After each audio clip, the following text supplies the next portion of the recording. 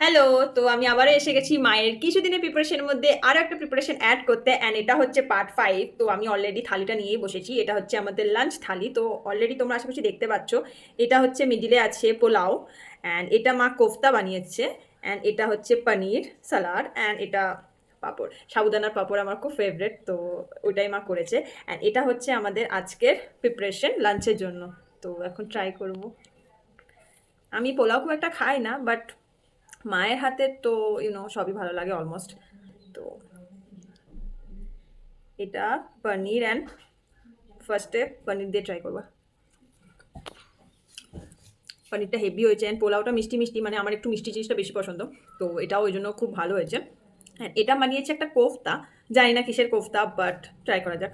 তো এটা এখন আমি একটুখানি কি নিয়েছি, ফার্স্টে বুঝতে পারছি না কিসের কোফতা, তাই জন্য। তো এই যে হচ্ছে, হুম, এটা ভালো হয়েছে। তো লিটারালি সবকটাই খুব মানে ভালো হয়েছে। অ্যান্ড তোমরা এখনও, মানে আমি আবার বলছি, তোমরা যারা ফলো করোনি আমার মায়ের চ্যানেলকে শিউলিস কিচেন, তো প্লিজ গিয়ে ফলো করে নিও, অ্যান্ড এরকম মজাদার রেসিপির জন্য সাবস্ক্রাইব করে নিও। Till then tata.